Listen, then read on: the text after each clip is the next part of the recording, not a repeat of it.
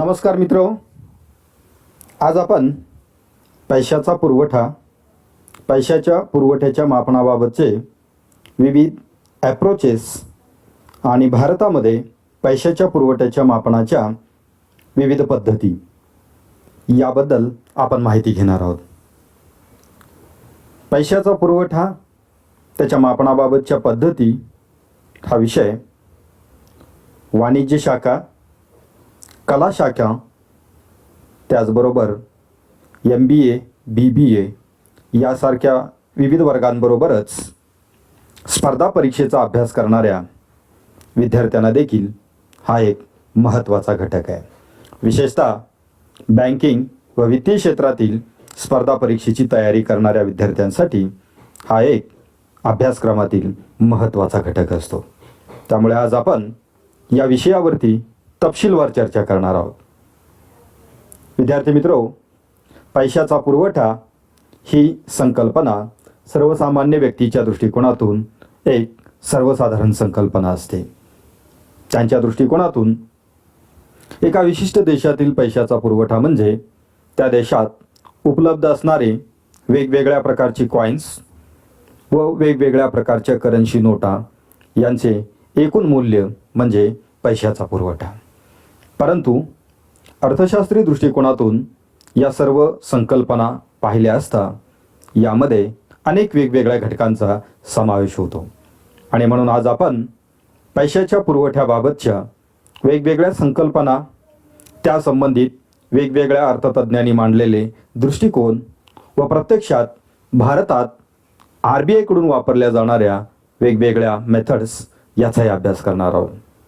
पैशाच्या पुरवठ्याचे मापन करण्याबाबतच्या दोन वेगवेगळ्या संकल्पना आहेत, ज्यामध्ये पहिली संकल्पना म्हणजे stock concept of money supply, की ज्यास आपण पैशाच्या पुरवठ्याच्या मापनाबाबतची साठा संकल्पना स्टॉक कन्सेप्ट्स असे आपण म्हणतो.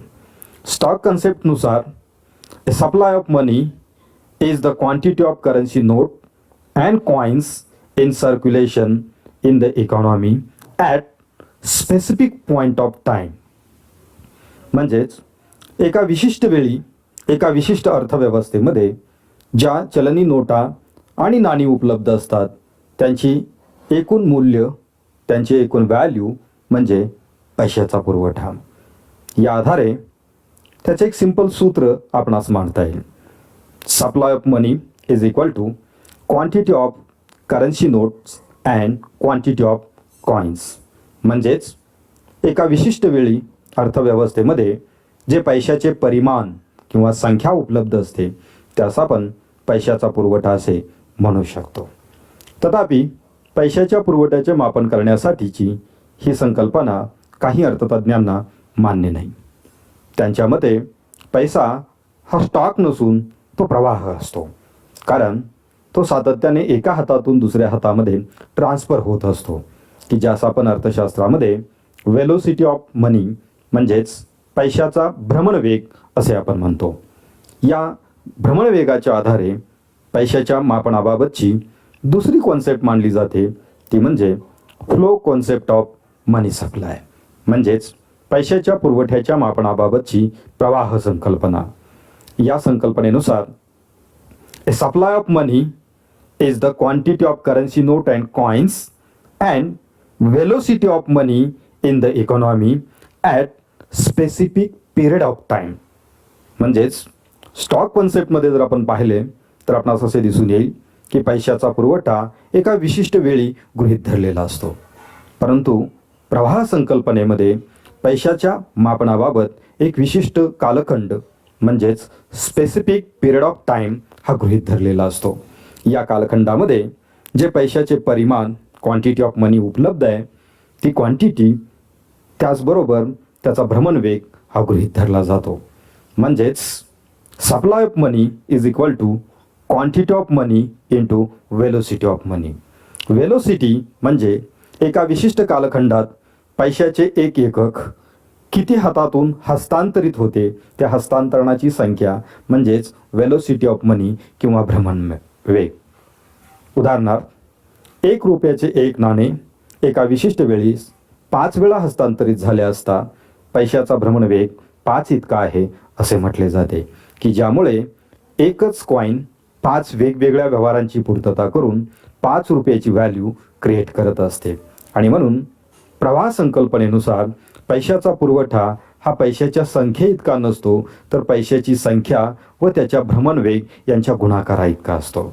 हा एक पैशाचा पुरवठा मापन करण्याची वेगळी पद्धती मांडली जाते. आता आपण पैशाच्या पुरवठ्याच्या मापनाबाबतच्या या 2 संकल्पना पाहिल्यानंतर विविध अर्थतज्ञांनी मांडलेले वेगवेगळे दृष्टिकोन पाहणार आहोत. विद्यार्थी मित्रो, अर्थशास्त्रामध्ये किंवा मॉनिटरी इकॉनॉमिक्समध्ये पैशाच्या पुरवठ्याचे मापन करण्याबाबत वेगवेगळ्या अर्थतज्ञांनी वेगवेगळ्या प्रकारचे दृष्टिकोन मांडलेले आपणास पाहावयास मिळतील, की ज्यामधील पहिला दृष्टिकोन म्हणजेच सनातनवादी अर्थतज्ञांचा दृष्टिकोन, किंवा ज्यास आपण ट्रॅडिशनल अप्रोच, सनातनवादी दृष्टिकोन असे आपण म्हणतो.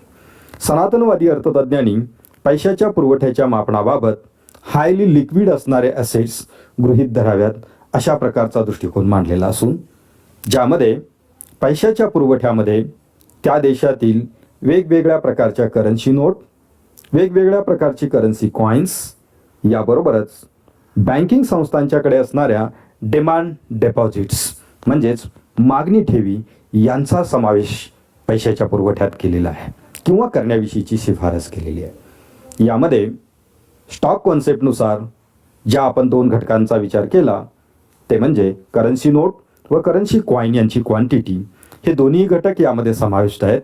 तथापि सनातनवादी दृष्टिकोनामध्ये डिमांड डिपॉझिट्स विथ बँक हा एक नवीन घटक ॲड केलेला आपल्यास पाहाव्यास मिळतो. डिमांड डिपॉझिट्स म्हणजेच बँकिंग संस्थांच्या सेव्हिंग अकाउंट व करंट अकाउंटमध्ये असणाऱ्या अशा ठेवी की ज्या ठेवीदारांना मागता क्षणी परत देण्याची व्यवस्था असते, अशा वेगवेगळ्या खात्यामध्ये असणाऱ्या रकमा की ज्यांचा समावेश पैशाच्या पुरवठ्यामध्ये केला पाहिजे, अशा प्रकारचा विचार सनातनवादी अर्थतज्ञांनी मांडलेला आहे. तथापि दुसरा दृष्टिकोन म्हणजेच मिल्टन फ्रीडमन अप्रोच, किंवा यालाच शिकागो स्कूल अप्रोच असेही म्हटले जाते, किंवा मुद्रावादी अर्थतज्ञांचा दृष्टिकोन असेही म्हटले जाते. याचे महत्त्वाचे कारण म्हणजे शिकागो स्कूल ऑफ इकॉनॉमिक्समधील मुद्रावादी अर्थतज्ञ मिल्टन फ्रीडमन व त्याच्या अनुयायींनी मांडलेला हा दृष्टिकोन आहे. या दृष्टिकोनानुसार सनातनवादी दृष्टिकोनातील वेगवेगळ्या 3 घटकांच्या बरोबरच बँकिंग संस्थांच्या मधील फिक्स्ड डिपॉझिट किंवा टाईम डिपॉझिटचाही समावेश करण्याबाबत शिफारस केलेली आहे. म्हणजेच देशातील करन्सी नोट व कॉईन्स त्यांची क्वांटिटी प्लस देशातील बँकिंग संस्थांच्याकडे असणाऱ्या डिमांड डिपॉझिट्स म्हणजेच सेव्हिंग अकाउंट व करंट अकाउंटमध्ये असणाऱ्या ठेवी, या ठेवींच्या बरोबरच टाईम डिपॉझिट्स म्हणजेच रिकरिंग अकाउंट व फिक्स्ड डिपॉझिट अकाउंटमध्ये असणाऱ्या सर्व ठेवींचा समावेश पैशाच्या पुरवठ्यामध्ये करावा अशी शिफारस मिल्टन फ्रीडमन या अर्थतज्ञांनी केलेली आहे.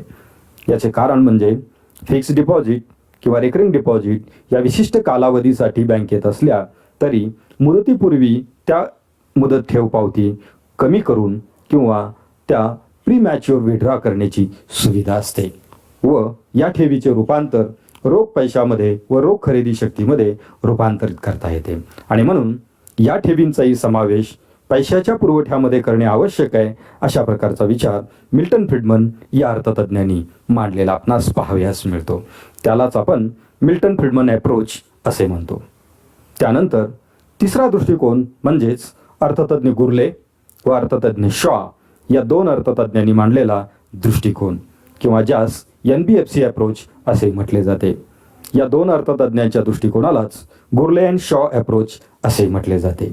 या 2 अर्थतज्ञांच्या मतानुसार एका विशिष्ट अर्थव्यवस्थेमधील पैशाचा पुरवठा म्हणजे त्या देशातील करन्सी नोट व करन्सी कॉईन्स यांची एकूण क्वांटिटी, त्याचबरोबर बँकिंग संस्थांच्याकडे असणाऱ्या डिमांड डिपॉझिट्स व टाईम डिपॉझिट, त्याबरोबरच वेगवेगळ्या नॉन बँकिंग फायनान्शियल इन्स्टिट्यूट किंवा ज्यांना आपण नॉन बँकिंग फायनान्शियल कंपनीज असे आपण म्हणतो, या NBFCकडे असणाऱ्या सर्व प्रकारच्या ठेवी यांचाही समावेश पैशाच्या पुरवठ्यामध्ये करावा.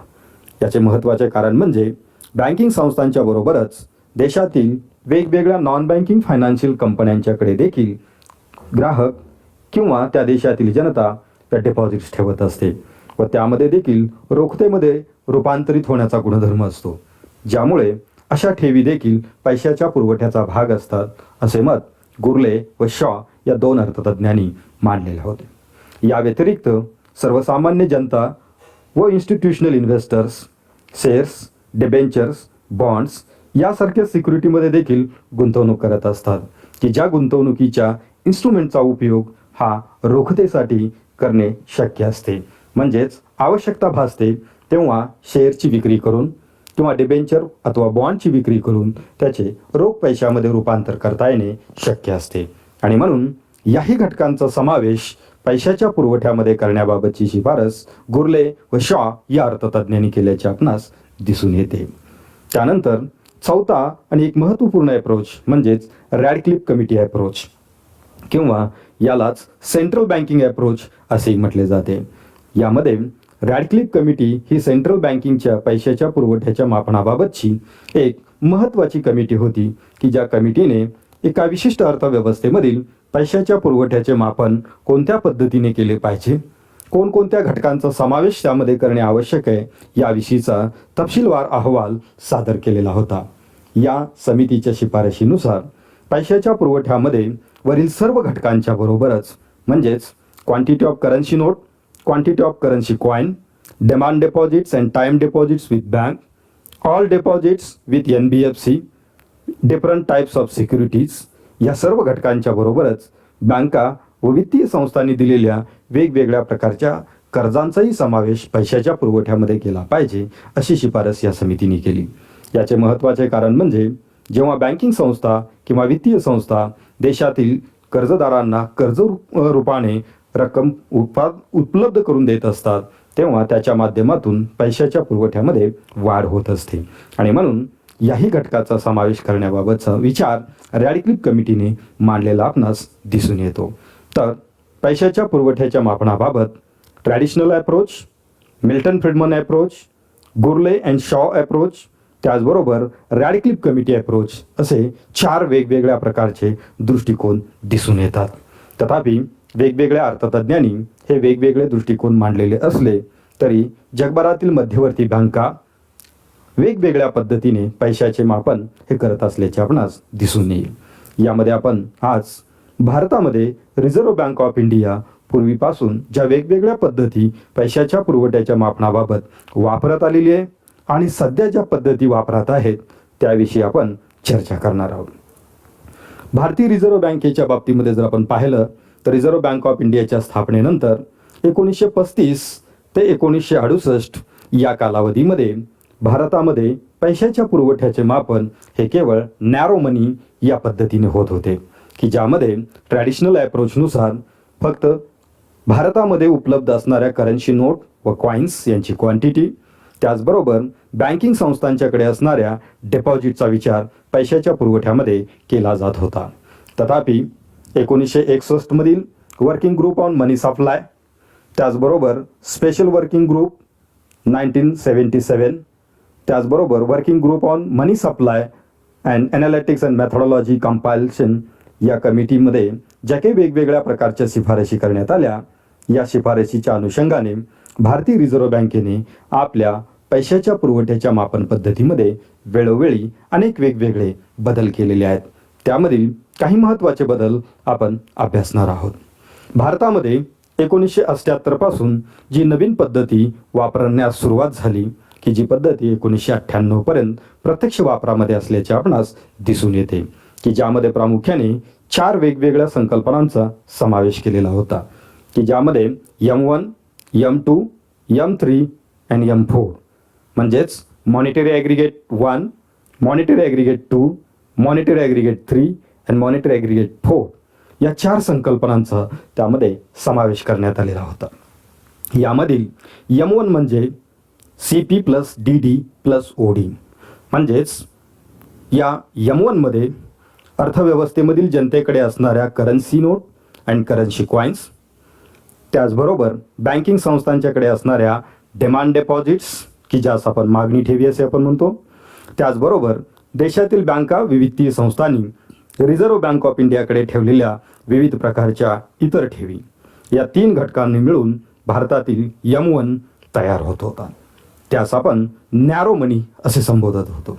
त्याचबरोबर दुसरी संकल्पना म्हणजे M2.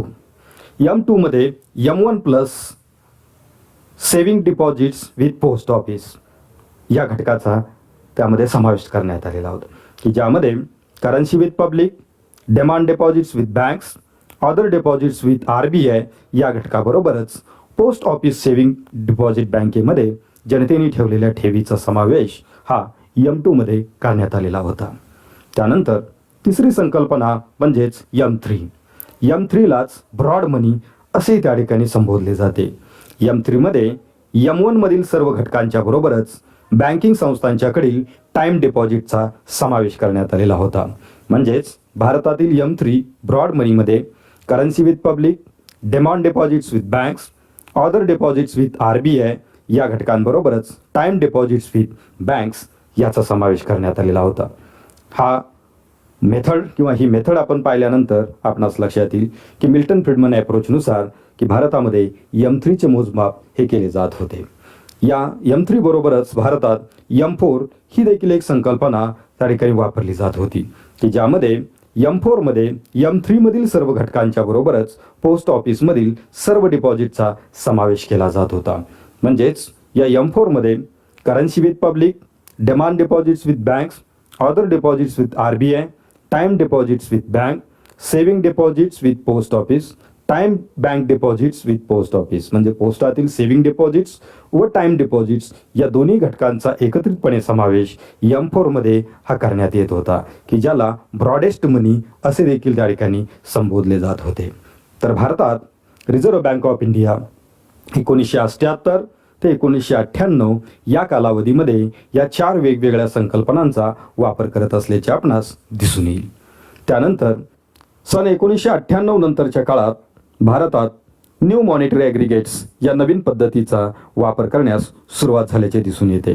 न्यू मॉनिटरी ॲग्रिगेटमध्ये पूर्वीच्या 4 संकल्पनांच्या ऐवजी 3च संकल्पना स्वीकारण्यात आल्या, की ज्यामध्ये new monetary measure 1, new monetary measure 2, new monetary measure 3 म्हणजेच NM1, NM2, NM3 या 3 संकल्पना समाविष्ट करण्यात आल्या व M4 ही संकल्पना ॲबॉलिश करण्यात आली, म्हणजे तिचा वापर हा बंद करण्यात आला. यामधील NM1 ही जर संकल्पना आपण पाहिली तर ती पूर्वीच्या M1 प्रमाणेच सेम आहे, त्याच्यामध्ये कोणत्याही प्रकारचे बदल हे करण्यात आलेले नाहीत.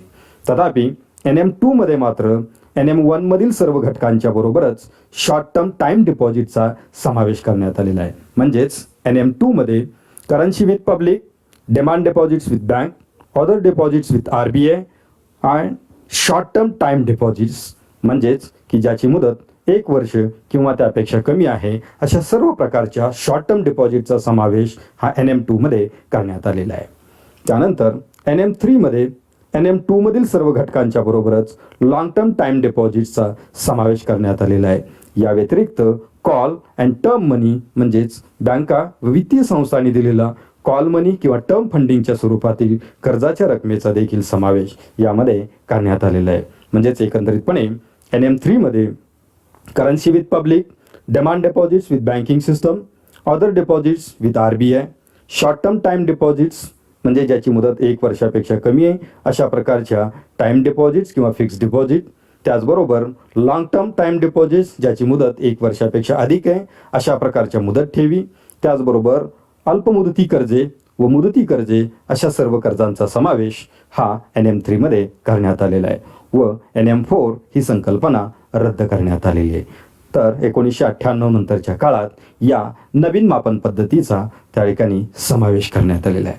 तथापि 1998 नंतरच्या काळात या NM1, NM2 व NM3 या 3 संकल्पनाबरोबरच आणखीन एक नवीन संकल्पना पैशाच्या पुरवठ्याच्या मापनाबाबत इंट्रोड्यूस करण्यात आली, ती म्हणजे लिक्विडिटी मेजर्स, की ज्यास रोखतेच्या मापनाच्या पद्धती असे देखील म्हटले जाते. त्यानुसार लिक्विडिटी ॲग्रिगेट्स हे 3 वेगवेगळ्या प्रकारचे L1, L2 व L3 या 3 नवीन पद्धती या इंट्रोड्यूस करण्यात आल्या, की ज्यामध्ये L1 म्हणजेच लिक्विडिटी ॲग्रिगेट 1 यामध्ये NM3 मध्ये समाविष्ट असणाऱ्या सर्व घटकांच्या बरोबरच पोस्टल डिपॉझिट्स चा समावेश करण्यात आला. म्हणजेच NM3 मध्ये ज्या सर्व घटकांचा समावेश होता ते सर्व घटक, त्याबरोबरच पोस्टामधील वेगवेगळ्या प्रकारच्या ज्या ठेवी आहेत या ठेवींचाही समावेश लिक्विडिटी ॲग्रिगेट 1 म्हणजे L1 मध्ये त्याचा समावेश करण्यात आला.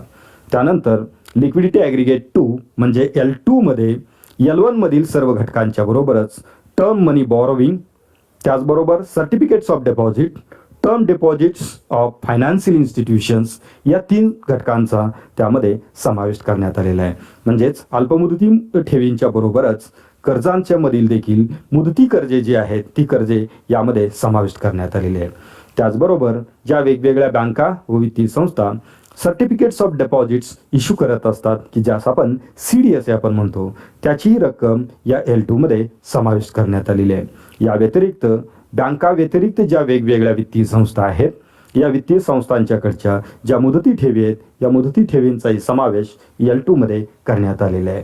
त्याचबरोबर लिक्विडिटी ॲग्रिगेट 3 म्हणजेच L3 मध्ये L2 मधील सर्व घटकांच्या बरोबरच पब्लिक डिपॉझिट्स विथ NBFI म्हणजेच नॉन बँकिंग फायनान्शियल इन्स्टिट्यूशनकडे असणाऱ्या सर्व प्रकारच्या जनतेच्या ठेवींचा समावेश हा त्यामध्ये करण्यात आलेला आहे. या पद्धतीने L3 मध्ये currency with public, demand deposits and time deposits with bank, other deposits with RBI, short term time deposits, long term deposits, call money, term money, postal deposits, term money borrowing, certificates of deposit, term deposits with financial institutions, public deposits with non banking financial institutions अशा सर्व घटकांचा समावेश करण्यात आलेला आहे.